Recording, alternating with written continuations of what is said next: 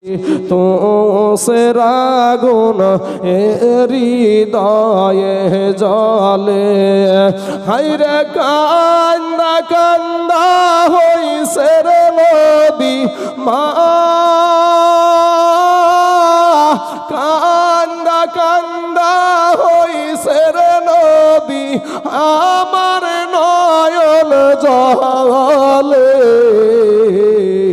দিবানিসি তু সেরাগুন হৃদয়ে জলে কেমনে গেলা ফাঁকি দিয়া মাগোয়া মায়া কাফেলে দিবানিসি তু সেরাগুন হৃদয়ে জলে হায়রে কান্দা কান্দা হইছে রে নদী মা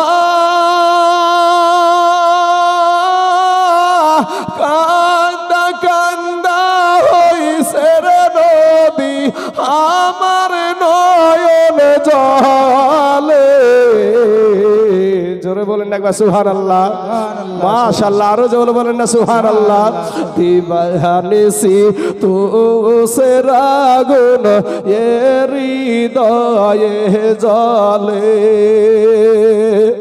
আদর করে নাইনি গো কেউ আমায় কোলে তুলে আদর করে নাইনি গো কেউ আমায় কোলে তুলে কিছুদিন দৌড় করিয়া আবার যাই যে ফেলে আমায় কে দিবে আর সান্ত্বনা গো মা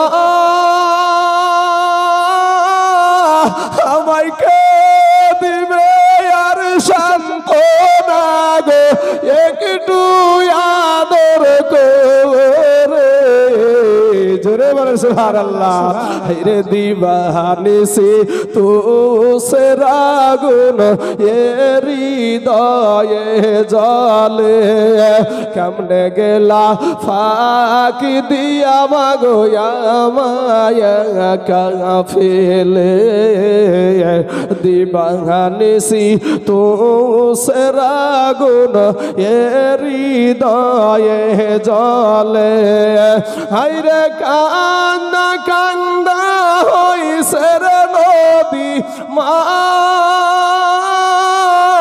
কান্দা কান্দা হইছে রে নদী আমার নয়ন জলে দিবানিসি তু সেরাগুন হৃদয়ে জলে আমি সব বেদনা ভুইলা গো যাইতাম মায়ের আদর পেলে যুবক এই যুবক ভাইরা যাদের মা নাই এই ব্যক্তিগুলাকে ভাই জিজ্ঞাসা করবা যে চাচা গো মা তো আপনার হারিয়ে গেছে, আপনার মা কেমন ছিল? ওই মানুষটা চোখের পানি ধরে রাখতে পারবে না, মায়ের বায়ান করতে গিয়ে নিজেও কেঁদে ফেলবে। কথা ঠিক না বেঠিক? হ্যাঁ বাবা ও যুবকেরা ভাই তোর পা দুখানা আগায় আদে যুবক, তোদের পায়ে হাত দিও বলি ভাই মাকে কষ্ট দিস না। আমি যতই বড় বক্তা হই না কেন বাপ, আজ আপনাদের আমি সন্তানের মতো গোটা পশ্চিম বাংলাতে আল্লাহর রহমতে আল্লাহ আমাকে নিয়েছে বাবা, প্রত্যেকটা জেলাতে চলছি বাবা। তবে আমার ভাই শোনা, মায়ের মতো কেউ তোমার দরদি না ভাইরে। তোর মাকে কষ্ট দিন আমি যতই বড় বক্তা হই আর যতই বড় হাফেজ হই আর মৌলবি হই, যত বড় মুফতি হোক না কেন, মুফতি হোক, মুহাদ্দিস হোক, মুহাক্কিক হোক, মুজতাহিদ হোক, বাবাজি মক্কা মদিনার ইমাম হইয়াও আল্লাহর জান্নাতে যাওয়া হবে না মায়ের মনে যদি কেউ কষ্ট দেয়। যুবক রে আমার ভাইয়েরা সোনা মানিকেরা, মা জননীকে কষ্ট দিও না ভাই, মায়ের খিদমত করো। সুবহানাল্লাহ। কবি কি বলছে দেখেন, আমি সব বেদনা ভুইলা গো যাইতাম মায়ের আদর পেলে, সব বেদনা ভুইলা গো যাইতাম এ মায়ের আদর পেলে, কিছুদিন দর করিয়া এই আবার যাই যে ফেলে, আমায় কে দিবে আর সান্ত্বনা গো মা, কে দিবে আর সান্ত্বনা গো একটু আদর করে, দিবানিসি তুসরাগুন হৃদয়ে জলে, মা জননী আছে গোজার এই ধরনীর তরে, মা জননী আছে গোজার এই ধরনীর তরে, সেই মাকে তো করিও যতন অতি আদর করে, মা জননী আছে গোজার এই ধরনীর তরে, সেই মাকে রাখিও তোমরা অতি আদর করে, তোমরা ভুইল না গো মা জননী, মা তোমরা ভুইল না গো মা জননী, রাইখো যতন করে, জোরে সুবহানাল্লাহ। এ দিবানিসি তুসরাগুন হৃদয়ে জলে, কেমনে গেলা ফাঁকি দিয়া মাগো আমায়া কাফেলে, দিবানিসি তুসরাগুন হৃদয়ে জলে। আল্লাহুম্মা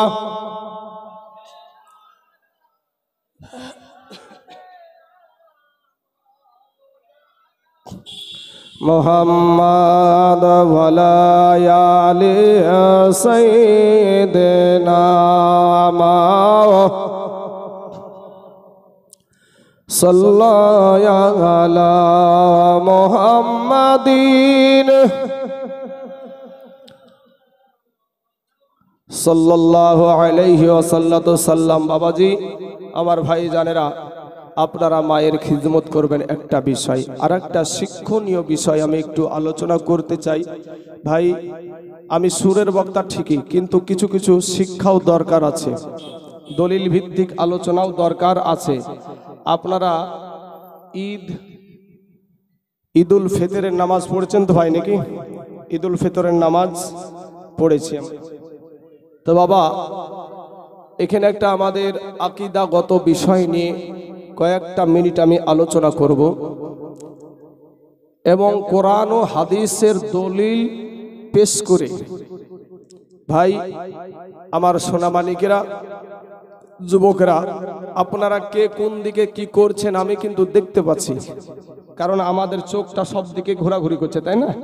তো ভাই আমি বলবো তোমরা একটু আদর্শবান হয়ে বসে থাকো ভাই, যৌবনের বাহাদুরি দেখায়ও না, তুমি রক্তের বাহাদুরি দেখায়ও না ভাই। কবি বলছেন, ও তোর গহনা যৌবন ফুরায়া যাবে, যৌবনে লাগবে ভাটি, ওই যে দেখো ডাকিতেছে তোমার কবরের মাটি। পুরাটা বলবো যদি ওদিকে, তবে এতটুকু মনে রাখেন, আপনার আস্তে আস্তে যৌবন ফুরাচ্ছে ভাই, যৌবনের বাহাদুরি দেখায় না শোনা। আমি যে বিষয়টা বলতে চাইছি, আপনারা যে ঈদটা পড়লেন, মুসলমানেরা বছরে ঈদ কয়বার পালন করে? মুসলমানেরা কয়বার? বাবাজি শুনেন, মুসলমানদের ঈদ আমার মতন একজন ছোট নগণ্য, আমি গবেষণা করতে গিয়ে পেয়েছি বাবা 56টা ঈদ। জোরে বলেন সুবহানাল্লাহ। আমার গবেষণায় বাবাজি, তবে আমার চাইতে যারা বড় মুহাদ্দিস মুহাক্কিক আছে, মুফতি সাহেব আছে, তাদের আরো বেশি হতে পারে। তো বাবাজি, এই ঈদকে কেন্দ্র করে বলতে গিয়ে আমার নাবির শান একটু বের করবো এখান থেকে। আমি আমার নাবির শান, ওই নাবি মদিনার নাবি, আপনারও নবী আমারও নবী। আমরা সুন্নি মুসলমান, আর এই হাজীডাঙ্গাকে কিন্তু একটা নাম করা জায়গা বাবা। হ্যাঁ, হাজীগঞ্জ, হাজীগঞ্জ বাবাজি, আমার সোনা মানিকেরা, এটা নাম করা জায়গা। আমরা ঈদ পালন করে থাকি আমরা 56টা। কোন কোন ঈদ? আল্লাহর নবীর যে জবান থেকে যে কথাগুলা বেরিয়েছে সেগুলা হাদিস নাকি ভাই? হাদিস। সিয়াসিত্তার কিতাবে, সিয়াসিত্তার কিতাব, এই কিতাবে একটা হাদিস এসেছে, আন ইবনে আব্বাস রাদিয়াল্লাহু তাআলা আনহু ক্বালা ক্বালা রাসূলুল্লাহ সাল্লাল্লাহু আলাইহি ওয়াসাল্লাম ইন্না হাযা ইয়াউমা ঈদিন জাআলাহুল্লাহু লিল মুসলিমিন। হযরত ইবনে আব্বাস রাদিয়াল্লাহু তাআলা আনহু বর্ণনা করছেন যে দয়ার নবীজি বলেছেন, ইন্না হাযা ইয়াউমা ঈদিন জাআলাহুল্লাহু লিল মুসলিমিন, নিশ্চয় আল্লাহ পাক শুক্রবারের দিন, জুমার দিনকে মুসলমানদের জন্য ঈদ হিসাবে নির্ধারণ করেছে। জোরে বলেন একবার সুবহানাল্লাহ। বাবাজি, তাহলে শুক্রবারটা মুসলমানদের জন্য ঈদ হিসাবে নির্ধারণ করেছে কে? আল্লাহ। কে করেছে? আল্লাহ। আর একটা হাদিস, আন আবি হুরায়রা রাদিয়াল্লাহু তাআলা আন ক্বালা সামি'তু রাসূলুল্লাহ সাল্লাল্লাহু আলাইহি ওয়াসাল্লাম ইন্না ইয়াউমাল জুমআতি ইয়াউমু ঈদ। বিখ্যাত সাহাবী হযরতে আবু হুরায়রা রাদিয়াল্লাহু তাআলা আনহু বর্ণনা করছেন যে আমি শুনেছি নবীজি বলেছেন, ইন্না ইয়াউমাল জুমআতি ইয়াউমু ঈদ, নিশ্চয় জুমার দিন হলো ঈদের দিন। জোরে বলেন সুবহানাল্লাহ। তাহলে বাবাজি, আমাদের সমাজে ওয়াহাবি মোল্লারা মানুষদেরকে বোঝায় যে মুসলমানদের দুইটা ঈদ, একটা হলো কুরবানির ঈদ আর একটা হলো রোজার ঈদ, এই বলে বোঝায়। কিন্তু বাবাজি, সহিহ হাদিস মোতাবিক আপনার শুক্রবারের দিনটাও হলো আপনার জন্য ঈদের দিন। এমনকি গরিব মানুষদের জন্য, যারা হজে যাওয়ার সমর্থন নাই, তাদের জন্য হজের দিন। জোরে বলেন সুবহানাল্লাহ। বাবাজি আমার ভাই জানেরা, এরপরে তাহলে আমরা বছরে কয়টা শুক্রবার নামাজ পড়ি? 52টা। ইংরেজিতে যদি হিসাব করেন তাহলে 52টা হবে। তাহলে 52 দিন হলো ঈদের দিন। পেয়েছেন তো? এক বছরে 52 দিন শুক্রবার পড়ে, তাহলে 52 দিনই হলো ভাই ঈদের দিন। ঈদুল ফিতর, ঈদুল আযহা, তাহলে কটা হলো? 54টা। আমি বলেছি 56টা। আর একটা সহিহ বুখারীতে একটা হাদিস এসেছে, আন আম্মার ইবনে আবি আম্মার ক্বালা ক্বারা ইবনে আব্বাস আল ইয়াউমা আকমালতু লাকুম দীনাকুম ওয়া আতমামতু আলাইকুম নি'মাতি ওয়া রাদিতু লাকুমুল ইসলাম দীনা ওয়া ইনদাহু ইয়াহুদিয়ুন ফাকালা লাউ উনজিলাত হাযিহি লাত্তাখাযনা ইয়াউমা ঈদা ক্বালা ইবনে আব্বাস ফা ইন্নাহা নাযালাত ফি ইয়াউমি ঈদাইনি ফি ইয়াউমি জুমআতি ওয়া ইয়াউমি আরাফা। জোরে বলেন সুবহানাল্লাহ। হযরত আম্মার ইবনে আবি আম্মার রাহমাতুল্লাহ আলাইহি বলছেন যে হযরত আব্বাস রাদিয়াল্লাহু তাআলা আনহু যখন একটা আয়াত তেলাওয়াত করলেন, কোরআনের আয়াত, কোরআনের আয়াত, আল ইয়াউমা আকমালতু লাকুম দীনাকুম ওয়া আতমামতু আলাইকুম, এই আয়াতটা তেলাওয়াত করলেন। ওয়া ইনদাহু ইয়াহুদিয়ুন, ওখানে এক ইহুদি উপস্থিত আছে। তো ইহুদি বলছে, ওগো আব্বাস, এই আয়াত যদি আমরা ইহুদির উপরে যদি নাজিল হতো, তো যেদিন আয়াতটা নাজিল হয়েছিল সেই দিনটাই আমরা কি করতাম? ওই দিনটাকে, যেদিন আয়াতটা নাজিল হয়েছিল ওই দিনটাকে আমরা ঈদ হিসাবে পালন করতাম। তখন বাবাজি ক্বালা ইবনে আব্বাস, আব্বাস বলছে থামো, এই আয়াত যেদিন নাজিল হয়েছিল ফাইন্নাহা নাযালাত ফি ইয়াউমি ঈদাইনি ফি ইয়াউমি জুমআতি ওয়া ইয়াউমি আরাফা, যেদিন এই আয়াত নাজিল হয়েছিল সেদিন মুসলমানদের দুইটা ঈদের দিন ছিল। জোরে বলেন সুবহানাল্লাহ। একটা ছিল একটা ছিল ফি ইয়াউমি জুমআতি ওয়া ইয়াউমি আরাফা, একটা ছিল জুমার দিন আর একটা ছিল আরাফার দিন। হজে যে আরাফার দিনে যাই না, আরাফার ময়দানে যাই না, সেই দিনটাকেও সহিহ বুখারীতে বলা হয়েছে ঈদের দিন। তাহলে বাবাজি আর একটা দিন পাওয়া গেল, আরাফার দিনটাও হলো ঈদের দিন। তাহলে আমাদের 55টা হয়ে গেল। আর একটা ঈদ আছে 56 পুজতে। এই ঈদটা এবার আপনাদেরকে বলি বাবাজি, সোনা মানিকের আমার ভাই জানেরা, আমার নূর নবী, আমার দয়ার নবী যেদিন আগমন করেছিলেন, ঈদে মিলাদুন নবী, ঈদে মিলাদুন নবী।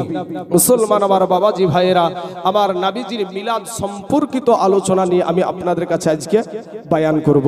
বাবাজি আমার সোনা মানিকের আমার ভাই জানেরা, তো এই ঈদে মিলাদুন নবী এটা আমরা কোথায় পেলাম? কোরআনই আছে বাবা। উল বিফাদলিল্লাহি ওয়া বিরহমাতি ফাবিযালিকা ফালইফরাহু। আল্লাহ বলছেন, হে হাবিব আপনি বলুন, আমার তরফ থেকে ফদল পাওয়ার পরে, কোরআন পাওয়ার পরে, রহমত পাওয়ার পরে আমার বান্দারা যেন খুশি করে, ঈদ করে। জোরে বলেন সুবহানাল্লাহ।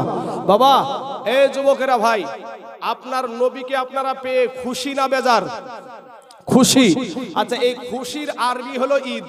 খুশির আরবি হলো ঈদ। এবার এই ঈদ করার কথা, এই খুশি করার কথা আমার আল্লাহ বলেছে যে রহমত পাওয়ার পরে তোমরা খুশি করো। তো আমার নবীজি রহমত কি রহমত না? কোরআনকে জিজ্ঞেস করেন, কোরআনে বলে দেবে, ওয়ামা আরসালনাকা ইল্লা রাহমাতাল লিল আলামিন। আমার আল্লাহ সমগ্র জাহানের জন্য আপনার নবীকে রহমত স্বরূপ পাঠায় আছে। জোরে বলেন সুবহানাল্লাহ। আর রহমতেরই দয়াল নবী এলো রে ধরায়, রহমতেরই দয়াল নবী এলো রে ধরায়। ও তার নাম শুনিলে চমকে উঠি, ভাইরে দিল বেকারার হয়ে যায়। এ গায়েব খবর দেনেওয়ালা এলো রে মক্কায়। জোরে বলেন সুবহানাল্লাহ। এ গায়েব খবর দেনেওয়ালা এলো রে মক্কায়। হযরত আলীর আসরের নামাজ কাজা হইল ভাইরে ভাই। আর একই সারায় মদিনাওয়ালা আসমানে সূর্য ওঠায়। ওরে মাটির দেশে থাইকা নাবি, আমার মাটির দেশে থাইকা নাবি, বাইরে আসমানেতে হাত বাড়াই। জোরে বলে সুবহানাল্লাহ। এ গায়েব খবর দেনেওয়ালা এলো রে মক্কায়। গায়েব খবর দেনেওয়ালা এলো রে মক্কায়। ওরে কাল সাপে দংশন করিল হযরত আবু বকরেরই পায়। আর বিষে অঙ্গ ছেয়ে গেল বিষেরই ক্রিয়ায়। নবীর থুথু মুবারক লাগা মাত্র, নবীর থুথু মুবারক লাগা মাত্র বিষ পানি হয়ে যায়। জোরে বলে সুবহানাল্লাহ। ভাই নবীজি যে ওই যে হিজরতের টাইমে যে গুহার ভিতরে যে আবু বকরকে সাপে কেটেছিল, তো ওই সাপের বিষ কোন হসপিটালে গিয়েছিল? কোন রোজা গিয়েছিল? বাপ, আমার নবীজির থুথু মুবারক দ্বারা বিষ পানি হয়ে গিয়েছিল। জোরে বলেন সুবহানাল্লাহ। ভাই যারা বলেন নবী আমাদের মতো মানুষ, তাদের থুথু এখন যদি একটা সাপ এসে দেয় কাউকে, খড়ি সাপে, তা আমাদের থুথু দিলে ভালো হয়ে যাবে নাকি ভাই? আরো বাড়বে। আর নাহলে আমাদের দেশে যদি পাওয়া যায় নিমের ডাল হাতে লাই, আছে না রুঝা, নিমের ডাল হাতে নিয়ে বলতে শুরু করবে, এই নাম নাম ওই নাম জারুয়া বিশিরে নাম হাসিতে খেলিতে আজি কারো ঝা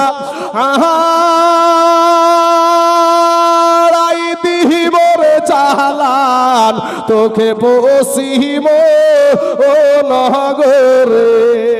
এরকম আছে না? আছে না? ওরে চান্দিতে নাহায়াছো বিসরে কোন খন্ডে ঝাড়িব, আর নিমের ডালে ঝাড়িয়া বিষ তোকে পাতালে নামাবো। ও বিষ ঝাড়িল আমার সহাব এনার্জি আছে না বাবজি? আমি আবার এগুলা কি করে জানলাম? আমার দাদু ছিল ওই মাল, আমার দাদু ছিল ভাই। আর সুবহানাল্লাহ, খুব মজা করে শুনতাম তখন, ছোট অবস্থায় খুব মজা করে শুনতাম। তো যাই হোক, আমাদের এই থুথু দ্বারা বিষ আরো বাড়বে ভাই। আমাদের থুতুতে জীবাণু আছে, আর নবীজির থুতুতে ওষুধ আছে। জোরে বলেন সুবহানাল্লাহ। তাই কবি বলছেন, হযরত আলীর কাল সাপে দংশন করিল হযরত আবু বকরেরই পায়ে, আর বিষে অঙ্গ ছেয়ে গেল বিষেরই ক্রিয়ায়।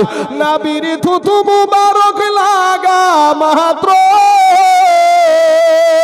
বিষ পানি হয়ে যায়। এ গায়েব খবর দেনেওয়ালা এলো রে মক্কায়, গায়েব খবর দেনেওয়ালা এলো রে মক্কায়। আসসালাতু আসসালামু আলাইকা ইয়া হাবিবে খোদা, তোমার দিদার হইতে নবী এই পাগলগুলাকে কইরো না জুদা। নবী আমরা তোমার পাপী উম্মত, আজ মজে আছি প্রেম সুধাই। এ গায়েব খবর দেনেওয়ালা এলো রে মক্কায়, গায়েব খবর দেনেওয়ালা এলো রে মক্কায়। বাবাজি কেমন করে আমার নবী আসলো, কেমন করে বাবা হারালো, আমি সংক্ষিপ্ত সময় একটু বলার চেষ্টা করব। কমিটির মানুষ বলেছে যেটা ধরবেন সেটার উপরেই দাঁড়িয়ে থাকবেন। অতএব বাবা, আমার নূর নবীজির আব্বা জানের নাম ছিল আব্দুল্লাহ, নাকি আব্দুল্লাহ। তার দাদার নাম ছিল আব্দুল মুতাল্লিব, আব্দুল মুতাল্লিব। এই আব্দুল মুতাল্লিব, দিলখানা একটু নরম করে দিবেন বাবা, যে দুঃখের জীবনী আমি ধরেছি বাপ, একটু দিলখানা নরম করে দিবেন। আপনার নবীর মহব্বতে যদি আজকে এক ফোঁটা চোখের পানি ছেড়ে দিতে পারেন, এই পানিটা কাল কিয়ামতের মাঠে নাজাতের কান্ডারি হয়ে যাবে বাপ। জোরে বলেন না একবার সুবহানাল্লাহ। বাবাজি আমার সোনা মানিকেরা, আব্দুল মুতাল্লিব একদিন বাবা বৈঠকখানাতে বসে আছেন, মনটা বড় ভার। মক্কার যুবক ছেলেরা, আমি আমার বারবার করে বলছি, যে সমস্ত যুবকেরা উঠাউঠি করছেন ভাই, যারা উঠবো উঠবো করছেন, জোর করে তো আমরা বসে রাখতে পারবো না। কাউকে আল্লাহর ফারিস্তারা এসে 2 থাপ্পড় লাগিয়েও দিবে না, তুই এখান থেকে উঠলি কেন? বা কোনো পাবলিক যদি বলতে বলে যে আমি উঠো, তোর বাপের কি? আমি উঠেছি আমার মর্জি, তোর বাপের কি? ভাই তোমার কবরে তুমি যাবা, আমার কবরে আমরা যাব। কমিটি সভার একটা দোয়ার মাহফিল করেছে। এই যে বাগান, এই বাগানে বাবা যারা উঠে চলে যাচ্ছে কপাল পোড়া ভাই, যারা আল্লাহর তালাশ করে ভাই, ডানে তাকায় তবুও আল্লাহর তালাশ করে, বামে তাকায় তবুও আল্লাহর তালাশ করে, সামনে তাকায় তবুও আল্লাহর তালাশ করে। দিলখানা নরম যদি না হয় ভাই, জানবেন যে আপনি বড় জাহান্নামের আসামি ভাই রে। আপনার আমার চোখ দিয়ে পানি আসছে না, জানবেন গুনহায় গুনহায় আমাদের কালবটা পাথর হয়ে গেছে। এই পাথর হওয়ার কারণে আমাদের চোখ দিয়ে পানি আসে না ভাই। তাই দিলখানা নরম করে দিয়ে আমার নাবির প্রেমে, নাবির মোহাব্বতে একটু বসে থাকেন বাবাজি। তো এই মক্কার ছেলেরা আব্দুল মুতাল্লিবকে দেখছেন যে মনটা বড় ভার করে বসে আছে। মক্কার ছেলেরা বলছে, চলো তো ভাই দেখি আমাদের কাবা শরীফের খাদেমের কি হয়েছে। টুকটুক করে গিয়ে বলছে, চাচা চাচা গো, ওগো চাচা, আপনার মনটা বড় বেজার কেন দেখা যায়? আপনার মনটা কোন বড় ভার দেখা যায়? চাচা গো, আপনাকে কেউ কি আঘাত করেছে নাকি, কেউ কষ্ট দিয়েছে নাকি? আব্দুল মুতাল্লিব আমার নবীজির দাদা, ওই নবীজির দাদা ডাক দিয়ে বলছেন, মক্কার ছেলেরা রে, আমাকে কে আঘাত দিবে রে বাবা? আমাকে কে কষ্ট দিবে? আমাকে কেউ কষ্ট দেয় নাই। তবে চাচা গো, আবার মনটা কেন, আপনার মনটা ভারী লাগে গো চাচা, আপনার মনটা কেন ভার?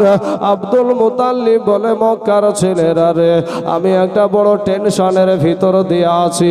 বলে, কিসের টেনশন? বলে, মক্কার ছেলেরা, আমার একটা ছোট বেটা আমার কলেজার টুকরা নয়নের পারা আমার আব্দুল্লাহ, তার এক নয় দুই নয় 24 বছর বয়স হয়ে গেল, এখনো সে বিবাহ শাদী করলো না। আর আমি বাপ হইয়া ছেলেকে বিবাহর কথা বলতেও পারি না। এরে মক্কার ছেলেরা রে, তোমরা তো আমার বেটা আব্দুল্লাহর বন্ধু হও রে বাবা, তোমরা একটু যাও না আমার আব্বা আব্দুল্লাহকে একটু বিবাহর সংবাদ দাও, তার মনটা রাজি আছে কিনা একটু জিজ্ঞাসা করো।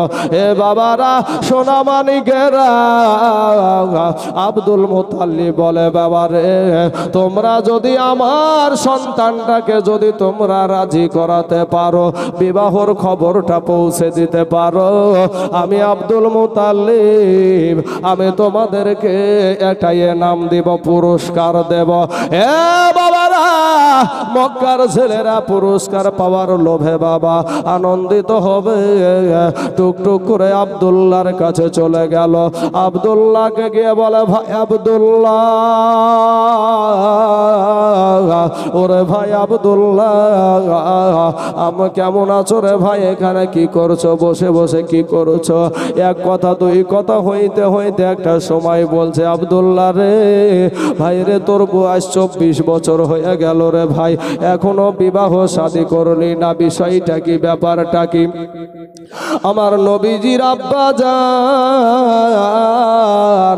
ওই নবীজির আব্বা আব্দুল্লাহ ডাক দিয়া বলে, হে মক্কার ছেলেরা রে, একটা মানুষ কবার বিবাহ করে রে ভাই? মক্কার ছেলেরা বাবা অবাক হয়ে গেল, আশ্চর্য হয়ে গেল, কোনোদিন জীবনে বিবির মুখ দেখলো না, জীবনে কোনোদিন বউ দেখলাম না, বরযাত্রী গেলাম না, বরের সাথেও যেতে পারলাম না, কি ব্যাপার, কিসের কি করে বিয়ে হয়ে গেল? বলে, আব্দুল্লাহ রে, তোমার বিবাহ কেমন করে হয়েছে একটা বার বলো। আব্দুল্লাহ ডাক দিয়ে বলে, ভাই আমার বিয়ে হয়ে আছে আসমানে। জোরে বলেন সুবহানাল্লাহ। এ মক্কার ছেলেরা, এ আমার পর্দার আড়ালের মা খালা, শুনে জানা যে রাতের বেলা মা, এই দুনিয়াটা কিছুই না রে মুমিন, এরে আমার নবীর উম্মতের দল মাস্তানি করিও না রে বাবা। আজকে আমার নবীজির দুঃখের বায়ানটা একটু শুনে যাও বাবা, আমার নবী কেমন করে এতিম হয়ে গেল গো। আমার নবীজির মিলাদ কাকে বলে, ঈদে মিলাদুন নবী কাকে বলে, আজকের আলোচনায় এটা পেয়ে যাবেন বাবা। যিনারা এখনো খাননি, খেয়ে আসুন, কমিটি ছেলেরা বসে আছে আপনাদের জন্য, ওরা ওয়াজ নাসিহত শুনবে, আর তাড়াতাড়ি খেয়ে আসুন আপনারা। বাবাজি আমার সোনা মানিকেরা, আমার ভাই জানের এ আমার পর্দার আড়ালের মা খালারা, দিলখানা একটু নরম করে দিবেন গো মা। মা গো ফিরে আসেন, তৌবা করে আল্লাহর কাছে ক্ষমা চান। আমার মা ও মা, তুমিও একজন মা, আমাদের সভাপতি সাহেবের মা ও মা, তুমিও একজন মা। খাজা মাইনুদ্দিন চিশতি রহমতুল্লাহ আলাইহির মা ও মা, তুমিও একজন মা। মা গো, মনটাকে চাই না আমি একটা আলেমের মা হয়ে কবরে যাব রে মা। আজকে নবীজির আদর্শ খানা শুনে নেন মা জননীরা, আমার যুবক ভাইয়েরা, আমার পর্দার আড়ালের মা খালা গো।